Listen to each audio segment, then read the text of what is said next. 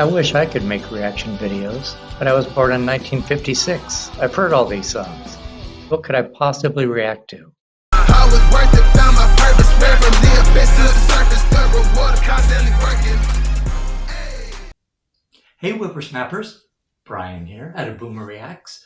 Welcome back. If this is your first time here, thanks for checking me out. I listen to rap and hip hop songs using lyric videos, and then I let you know what I thought about them. So happy Wednesday. It's 80s Wednesday, and as you can see, I'm reacting to Jam on It by Newcleus. I have never heard of Newcleus before it appeared on my request list. So I'm just going to read a little bio just so I know who I'm reacting to. The origins of Newcleus lay in a 1977 Brooklyn DJ collective known first as Positive Messenger and then as Jam On Productions. Many members, MCs as well as DJs, came and went as their group played block parties all over the borough, and by 1979 the group centered around 4 teenagers: Ben Sinak, aka Cosmo D, his future wife Yvette Cook, aka Lady E, Cosmo's cousin Monique, aka Nikki D, and her future husband Bob Crafton, aka Chili B. The foursome changed the name of their group to Newcleus as a result of the coming together of their families. When they first started out, they were spinning funk and disco because that's what was really happening in Brooklyn. But when they started playing breaks and the more hip-hop oriented stuff, even though there was no such thing as hip-hop at the time, Cosmo started to rhyme. Cosmo says, quote, "I didn't like the rap records that were happening. I thought they were stupid. Even though they were using Brooklyn beats, a lot of the rhymes were all this sing-songy shit. We thought they were corny. Since I've always been a huge George Clinton Parliament Funkadelic fan, I went in that vein and made an anti-rap record that was making fun of rap records using Munchkin voices. It was all about us riding into town and chasing off the whack rappers before sundown. You know, we could call out all different crews and all of that, and I called it Jam On's Revenge," unquote. I'm assuming that Munchkins are the same as chipmunks. You know how much I love those. My ears are still ringing from through the wire.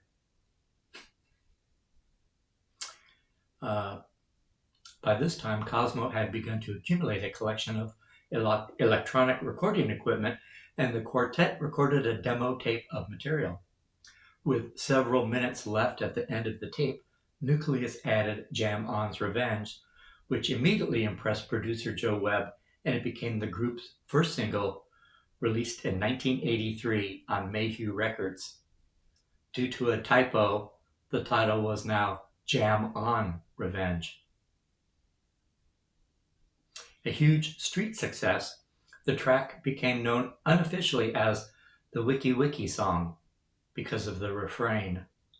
When it was released later that year on Sunnyview Records, it had become Jam on Revenge, the Wiki Wiki song.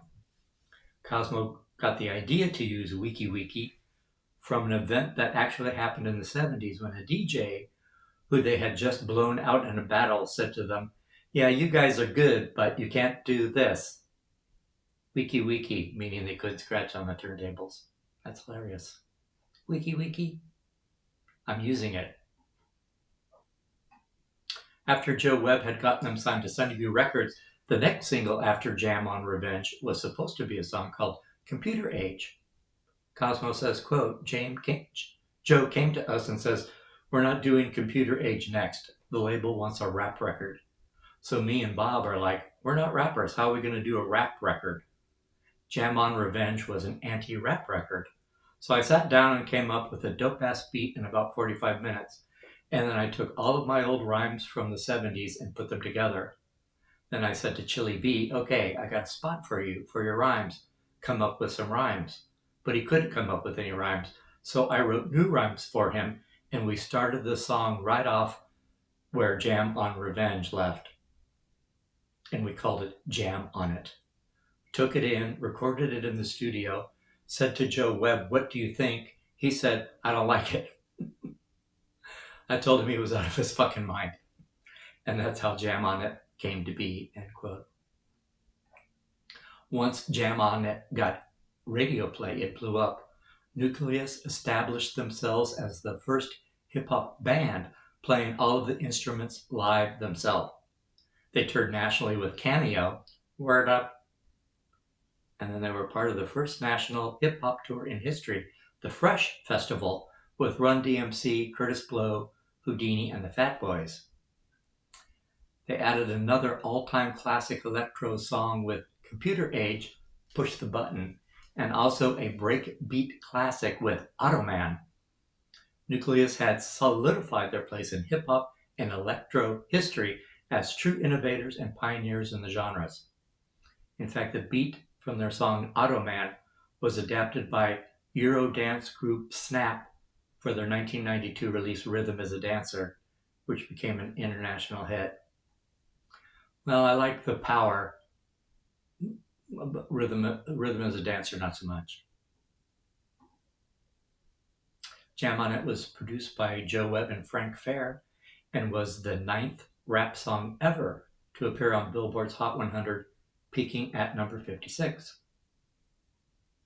That was interesting to me. Hey, so I went looking for a lyric video and I couldn't find one.